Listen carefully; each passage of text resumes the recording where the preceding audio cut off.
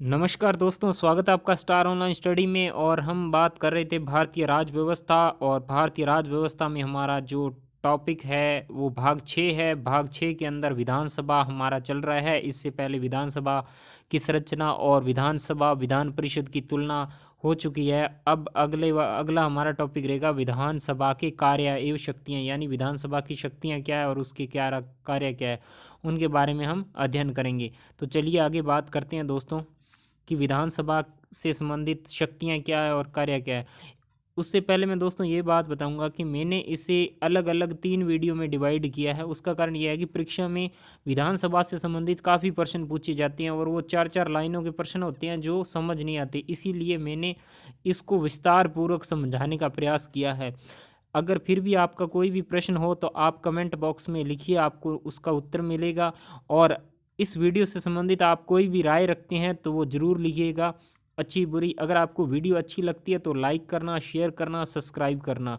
तो चलिए हम बात करते हैं संविधान का भाग 6 विधानसभा, यानी राज्य की जो विधानसभा होती है उसके कार्य क्या होते हैं और उसके शक्तियाँ क्या होती हैं, उनके बारे में बात करें। तो जिन राज्यों में विधानमंडल का एक ही सदन है, यानी विधान परिषद नहीं है, वहाँ पर विधानमंडल की सभी शक्तियाँ किसके पास है? विधानसभा के पास में होती है। और जिन राज्यों में विधान परिषद भी है वहाँ पर दोनों में ज़्यादा प्रभावी कौन रहता है? विधान परिषद में दोनों समान रहते हैं, लेकिन फिर भी अगर बात करें दोनों की तुलना की जाए तो विधानसभा भी अधिक ही प्रभावी रहता है। यानी जिस राज्य में एक सदन है वहाँ तो प्रभावी है ही है विधानसभा, पर जहाँ पर दोनों सदन है विधानसभा और विधान परिषद, वहाँ पर भी प्रभावी कौन? विधानसभा ही रहता है। इस बात का ध्यान रखना, क्योंकि ये लोकप्रिय सदन है, लोगों का सदन है, लोगों द्वारा चुना हुआ सदन है, तो ये महत्वपूर्ण रहता है। आगे हम बात करते हैं जो विधायिका है उसकी शक्तियाँ क्या है। विधायिका की शक्तियाँ उसके बारे में बात कर लेते हैं। राज्य सूची और संवर्ती सूची के सभी विषयों पर कानून बनाने का अधिकार विधानसभा के पास होता है। देखिए जी, राज्य सूची के जो विषय होते हैं और संवर्ती सूची के जो विषय होते हैं उन पर केवल और केवल कानून बनाने का अधिकार किसके पास होता है? विधानसभा के प्रति होता है। विधानसभा जो छोटा सदन होता है, प्रथम सदन होता है, उसके बारे में बात करें। मूल रूप से राज्य सूची में 66 विषय थे। जब मूल रूप में राज्य आए थे वहाँ पर 66 विषय रखे गए थे और संवर्ती सूची में 47 विषय रखे गए थे। वर्तमान में ये आंकड़ा चेंज है जी। और जिस पर जो राज्य सूची से संबंधित विषय थे उन पर कानून बनाने का अधिकार केवल और केवल विधानसभा को था। अगर हम बात करें यदि विधानमंडल में द्वितीय सदन है, पहले बात तो ये समझ लीजिए विधानमंडल किसे कहते हैं। विधानमंडल कहते हैं जिसमें दोनों सदनों विधानसभा हुई और विधान परिषद भी हो, उसे विधानमंडल बोलते हैं। जैसे संसद होती है उसी तरीके राज्य में विधानमंडल होता है। परंतु हमारे जैसे राजस्थान में अकेला विधानसभा है, विधान परिषद नहीं है, तो वे विधानसभा ही बोलते हैं। इस बात का ध्यान रखना जी। आगे हम बात करते हैं, यदि विधानमंडल में द्वितीय सदन हो तो विधेयक विधानसभा से पास होकर विधान परिषद के पास जाता है। विधान परिषद यदि उसे रद्द कर दे या 3 महीने तक उस पर कोई कार्रवाई ना करे या उस पर, यानी कहने का मतलब है कि जिन राज्यों में 2 सदन है पहले विधानसभा पारित करके बाद में विधान परिषद के पास भेजेगा। अगर विधान परिषद उसे रद्द कर दे या 3 महीने तक उसका कोई जवाब ना करे, यानी कोई कार्रवाई ना करे, तो ऐसे संशोधन कर दें तो विधानसभा उसे स्वीकृत ना हो तो विधानसभा उसे विधेयक को दोबारा पास कर सकती है और उसे दोबारा विधान परिषद में भेज सकती है। अगर विधान परिषद उससे 3 महीने तक कोई कार्रवाई नहीं करती है, यानी उसका जवाबदेही नहीं देती है, तो विधानसभा ऐसा दोबारा वैसा का वैसा कानून बनाकर विधान परिषद में दोबारा भेज सकती है और बोलती कि आप इस पर कार्रवाई कीजिए। आगे बात कर रहे हैं कि यदि विधान परिषद उस बिल को दोबारा 1 महीने तक कोई कार्रवाई ना करे तो दोबारा रद्द कर दे या ऐसे संशोधन कर दे जो विधानसभा द्वारा स्वीकृत ना हो।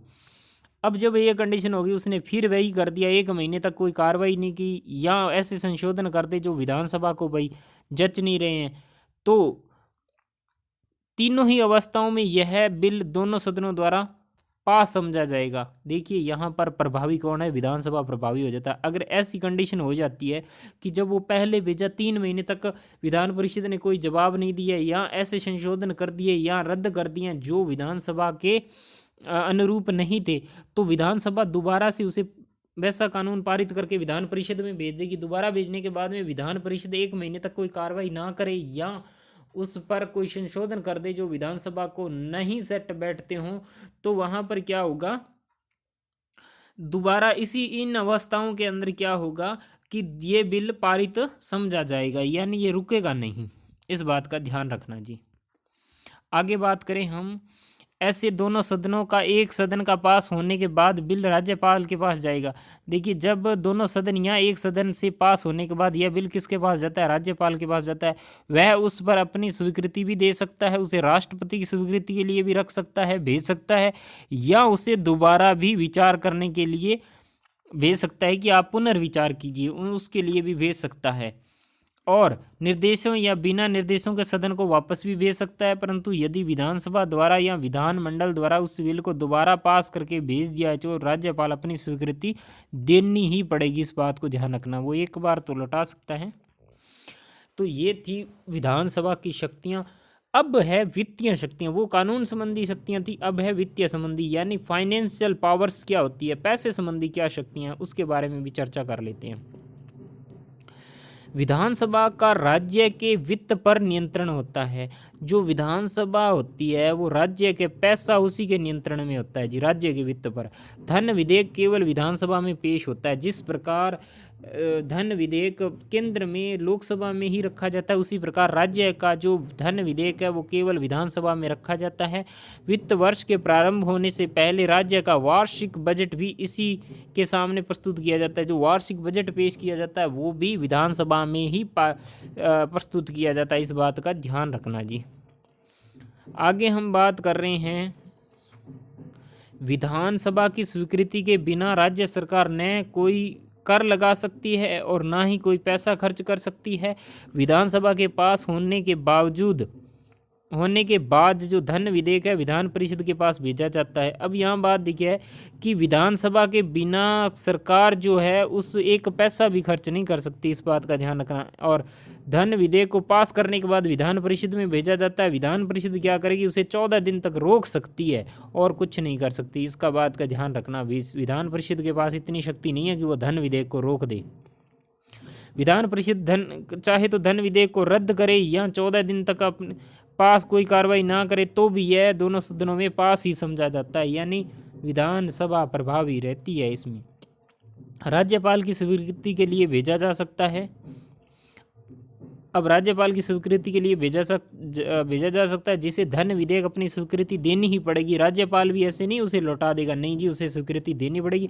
राज्यपाल धन विधेयक को पुनर्विचार के लिए नहीं लौटा सकता, इस बात का ध्यान रखिए। ये प्रश्न आ गया जी आपका कि क्या राज्यपाल राज्य के धन विधेयक को पुनर्विचार हेतु लौटा सकता है, नहीं लौटा सकता, इस बात का ध्यान रखना जी। आगे है कार्यपालिका पर नियंत्रण, यानी कंट्रोल है जो किस तरीके का है कार्यपालिका पर यानी जो राज्य मंत्री परिषद होती है उस पर कंट्रोल किस तरीके का है विधानसभा का। विधान परिषद को कार्यकारी शक्तियां मिली हुई हैं। विधानसभा का मंत्री परिषद पर पूर्ण नियंत्रण है। मंत्री परिषद को अपने समस्त कार्य व नीतियों के लिए विधानसभा के प्रति उत्तरदायी होता है। जिस तरीके से केंद्रीय मंत्री परिषद लोकसभा के प्रति उत्तरदायी होती है, वैसे ही राज्य की मंत्री परिषद विधानसभा के प्रति उत्तरदायी होती है। विधानसभा के सदस्य मंत्रियों को आलोचना भी कर सकते हैं, उनकी आलोचना भी की जा सकती है, उनसे प्रश्न पूछा जा सकता है, उनसे पूरक प्रश्न भी पूछे जा सकते हैं, उन्हें उत्तर देना पड़ेगा। जो राज्य के मंत्री परिषद होती है उसे विधानसभा को, यानी वो विधानसभा के प्रति सामूहिक रूप से उत्तरदायी होते हैं। विधानसभा में चाहे तो मंत्री परिषद को हटा भी सकती है। विधानसभा मंत्री परिषद के खिलाफ अविश्वास प्रस्ताव भी ला सकती है। यहाँ पर देखिए अविश्वास प्रस्ताव भी आ सकता है। धन विधेयक को भी अस्वीकृत कर सकती। कौन सी? विधानसभा की बात कर रहा हूँ मैं, विधान परिषद की बात नहीं कर रहा हूँ, विधानसभा की। मंत्रियों के वेतन में कटौती की जा सकती है और अतः सरकार किसी भी महत्वपूर्ण विधेयक पर कानून बना सकती है। इस बात को उसे अस्वीकृत भी कर सकती है, कानून भी बना सकती है और मंत्री परिषद त्याग पत्र देने के लिए मजबूर भी कर सकती है। तो इतनी पावर होती है जी विधानसभा के पास में, यानी जो उस राज्य की मंत्री परिषद है उसको त्याग पत्र देने तक मजबूर किया जा सकता है, इतनी पावर्स रखती हैं। तो ये उसकी जो शक्तियाँ थी कार्यपालिका नियंत्रण संबंधी शक्तियाँ थी, इसको साथ साथ नोट करते रहिएगा जी। और अगर आपको इसके नोट्स चाहिए तो आप हमारा टेलीग्राम ग्रुप ज्वाइन कर लेना। टेलीग्राम ग्रुप का लिंक मैंने इसके नीचे दे दिया है। देखिए जी, चुनाव संबंधी कार्य। अब ये चुनाव संबंधी कार्य क्या होते हैं? विधानसभा के निर्वाचित सदस्यों को राष्ट्रपति के चुनाव में भाग लेने का अधिकार है। जो विधानसभा के सदस्य होते हैं निर्वाचित, वो राष्ट्रपति के चुनाव में भाग लेते हैं, इस बात का ध्यान रखना। यह अधिकार विधान परिषद को नहीं है। ये जो अधिकार है, विधान परिषद के सदस्य राष्ट्रपति के चुनाव में भाग नहीं लेते हैं। एक बात का ध्यान रखना, विधानसभा के जो सदस्य होते हैं वो उत्तरदायी होते हैं, और जो विधान परिषद के सदस्य होते हैं वो उत्तरदायी नहीं होते हैं। कहने का मतलब है, उत्तरदायी ऐसे होंगे कि जो भी वो कार्य करेंगे उन्हें विधानसभा को उत्तर देना पड़ेगा, लेकिन विधान परिषद के जो सदस्य है वो विधान परिषद को उत्तर नहीं देना पड़ता है। इस बात का ध्यान रखना जी। आगे हम बात कर रहे हैं कि विधान परिषद के सदस्य विधान परिषद के 1/3 सदस्यों को चुनते हैं। यानी जो विधानसभा के जो सदस्य हैं अपने में से विधान परिषद के सदस्यों का 1/3 सदस्य खुद में से चुनते हैं। इस बात का ध्यान रखना, ये बहुत महत्वपूर्ण टॉपिक है, इसे दोबारा समझ लो। यानी जो विधानसभा के सदस्य होते हैं वो अपने में से विधान परिषद के सदस्य चुनते हैं 1/3, लेकिन वो सदस्य एक ही जगह के रहेंगे। ऐसे नहीं है विधानसभा का भी सदस्य होगा और विधान परिषद का भी सदस्य होगा, एक ही व्यक्ति नहीं। यहाँ तो वो इधर रहे, यहाँ इधर रहे। हाँ, वो नामित कर देते हैं कि इन व्यक्तियों को हम चुन कर भेजना चाहते हैं विधान परिषद में, तो उन्हें 1/3 सदस्य कुल का चुन सकते हैं।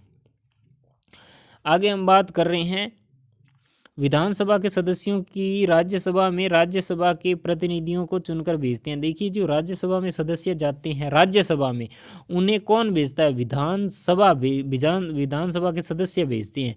विधानसभा के जो सदस्य होते हैं वो राज्यसभा के सदस्यों को अपने में से अपना एक अध्यक्ष या किसी दूसरे को उपाध्यक्ष चुनते हैं। इस बात का ध्यान रखना। यानी अपने में से राज्य विधानसभा के जो सदस्य होते हैं, एक स्पीकर होता है जो अपना चुनते हैं। उसके बाद ये उनकी थी जी चुनाव संबंधी शक्तियाँ, यानी राज्यसभा में भी वो भेजते, विधानसभा के सदस्य, विधान परिषद में भी सदस्य चुनते हैं। अब जी, जो इन्हें शक्तियाँ दी गई है उन पर प्रतिबंध लगाना भी आवश्यक है। तो राज्य विधानमंडलों की शक्तियों पर प्रतिबंध है, उनके बारे में भी चर्चा कर लेते हैं। किस तरीके का प्रतिबंध है? तो प्रतिबंध है जी, राज्य विधानमंडलों की शक्तियों पर प्रतिबंध। कौन सा है जी? राज्य के विधानमंडलों पर जो प्रतिबंध है वो हमें अग्र लिखित हैं, जो नीचे दिए गए। एक एक पॉइंट ध्यान से सुनते रहना, जो ना आए वो समझ उसे कमेंट बॉक्स में बता देना जी। राज्य सूची के विषयों में कुछ विषयों पर राज्य के विधानमंडल राष्ट्रपति की पूर्व अनुमति के बिना कानून नहीं बना सकते हैं। जो राज्य सूची के विषय है उसके लिए, यानी राज्य ऐसे नहीं कह सकता कि ये तो हमारा विषय, हम कानून बना देंगे। कुछ विषय ऐसे भी होते हैं जिस पर उसे राष्ट्रपति से पूछना पड़ेगा कि ये राज्य सूची का विषय है, हम इस पर कानून बना रहे हैं, आपको कोई आपत्ति है या नहीं है। तो ये प्रतिबंध लगा रहा है। इसके बाद कुछ विषयों से जुड़े हुए कानून राज्य विधानमंडलों द्वारा निर्मित कानून संबंधी राज्य के राज्यपाल द्वारा राष्ट्रपति की स्वीकृति हेतु भेजे जाते हैं। राष्ट्रपति की स्वीकृति के पश्चात ही वह कानून प्रवर्तनीय होते हैं।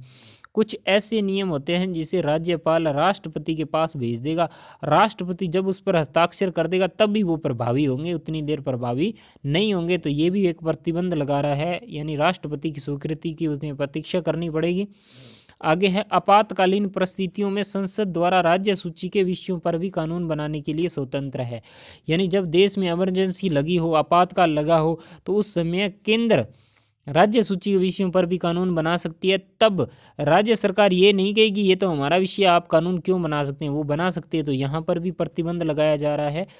राज्यसभा में 2/3 बहुमत से एक प्रस्ताव पारित कर राज्य सूची के विषयों पर भी संसद कानून का निर्माण कर सकती है। देखिए, राज्यसभा में अगर एक ऐसा 2/3 बहुमत से कोई प्रस्ताव पारित कर दे कि राज्य सूची के विषय पर कानून बनाना है, तो राज्यसभा ऐसे विषयों पर कानून बना सकती हैं। और ऐसे जो कानून है वो संसद के जो निर्माण करने से 1 वर्ष तक इससे निर्माण कर सकती है। और इसकी जो अवधि है उसको बढ़ाया भी जा सकता है। कहने का मतलब है जो ऐसे कानूनों का निर्माण होगा, ऐसे विषयों पर संसद 1 वर्ष हेतु कानून का निर्माण कर सकती है, यानी 1 साल के लिए वैलिड होगी, लेकिन बाद में उसकी अवधि को बढ़ाया भी जा सकता है। यानी जो राज्यसभा राज्य सूची के विषयों पर कानून बनाना चाहती है तो सभी कानून नहीं बनाती है राज्य सूची, यानी राज्य जो सभा है वहाँ पर। आगे हम बात करते हैं और प्रतिबंध क्या लगते हैं। और प्रतिबंध है, इन्हीं कारणों से राज्यों में संवैधानिक तंत्र विफल होने की स्थिति में राष्ट्रपति उक्त राज्य की विधानसभा को भंग कर सकता है ताकि वह नए चुनाव कराए जा सकते हैं। जब राज्य में संवैधानिक तंत्र विफल हो जाए तो राष्ट्रपति उसी राज्य को की जो विधानसभा है उसे भंग कर सकता है और वहाँ पर दोबारा चुनाव कराने की भी परमिशन दे सकता है। इस बात का ध्यान रखना जी। तो ये कुछ प्रतिबंध है जी, इसे लगाता है। देखिए जी, ये आपको थोड़ा सा समझ नहीं आएगा क्योंकि आपने पहले शायद ढंग से किए नहीं होंगे, सीधे किताबों में दिया होता, इतना विस्तार पूर्वक नहीं दिया होता, इसीलिए थोड़ा सा समझ आना मुश्किल है। लेकिन इसे आप 2-3 बार देख लीजिए, आपको अच्छे तरीके से समझ आ जाएगा। फिर भी समझ ना आए तो कमेंट कीजिए, आपका कोई भी प्रश्न है निश्चित रूप से उसका उत्तर दिया जाएगा। आपको ये वीडियो कैसी लगी आप कमेंट करके ज़रूर बताना। और ये हमारा जो विधानसभा संबंधी दूसरा भाग था, विधानसभा का तीसरा भाग है जिसमें उसके विशेष अधिकार जो दिए जाते हैं विधानसभा के सदस्यों को, उनके बारे में चर्चा करेंगे। तो अगर इससे पहले विधान परिषद और विधानसभा की जो तुलनात्मक अध्ययन है वो अगर आपने नहीं देखा तो वो ज़रूर देखना। उससे संबंधित आपको रीट भर्ती, पटवार भर्ती से संबंधित महत्वपूर्ण तथ्य मिलेंगे जो आपको बहुत ही महत्वपूर्ण साबित होंगे और आपको इस वीडियो को समझ में और आपको प्रश्न करने में काफ़ी सहायता प्रदान करेंगे। तो आज हमने विधानसभा की शक्तियों के बारे में बात किया, उसके कार्यों के बारे में बात किया और उसके शक्तियों पर प्रतिबंध कैसे लगता है उनके बारे में बात किया। आपको वीडियो कैसी लगी ज़रूर बताना। मिलते हैं नेक्स्ट वीडियो में। जय हिंद, जय भारत।